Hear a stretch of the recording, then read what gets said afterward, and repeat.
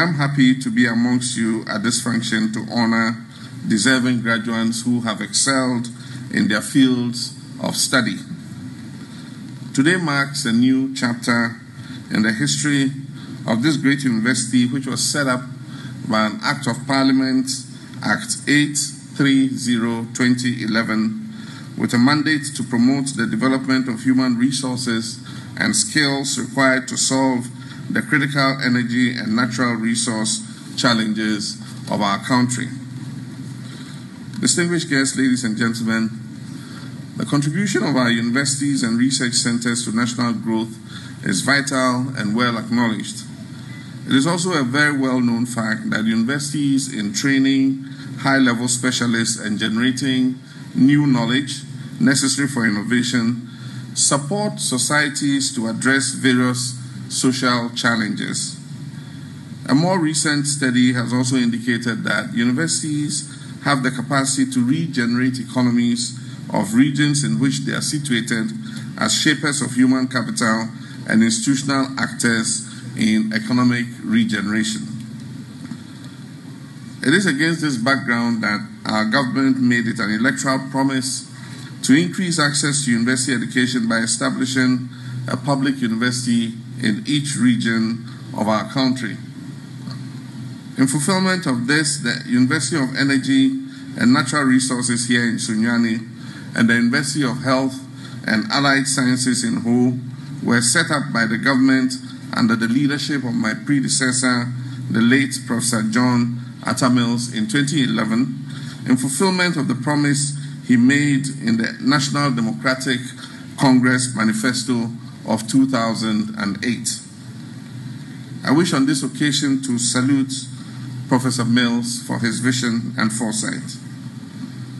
I wish also to express my personal appreciation to Professor Sefa Dede, who chaired the Implementation Committee, and Dr. Christine Amakunyama, who was the convener of the committee, and indeed all members of the Implementation Committee that made this university possible. Nananom distinguished guests, as you may be aware, the government is in the process of establishing another public university in the Eastern region in furtherance of the same promise. The University of Development Studies also has 3 well-developed campuses, one in each of the 3 northern regions. It is government's vision to develop these campuses into full-fledged autonomous universities in due course. Ladies and gentlemen, government decision to set up these universities is to increase access to higher education and help solve a myriad of problems through higher education. I therefore suggest that universities partner closely with industry to ensure that their relevant research output is put to good use in terms of stimulating Ghana's economic growth. Such links will bridge the gap between research and industry and at the same time deepen the relevance of higher education. Your training in this university arms you as technologians and innovators to take on the world.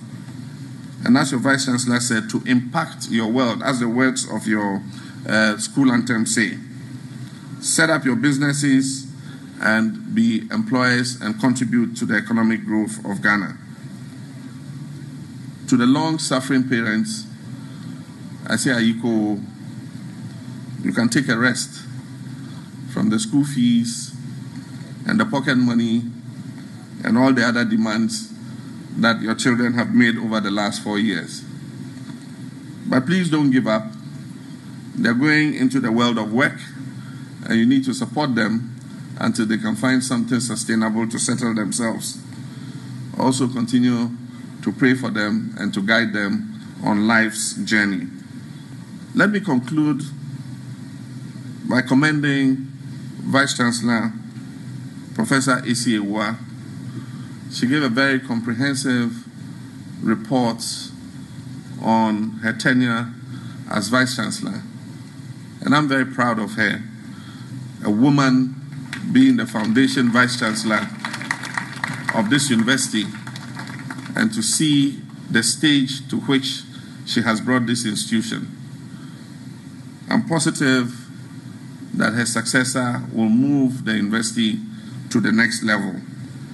Ladies and gentlemen, I'm hopeful that as pioneers of this great school, you will become good ambassadors of the university and will be guided by the values of knowledge and service, and that you will truly impact your country and impact the world at large.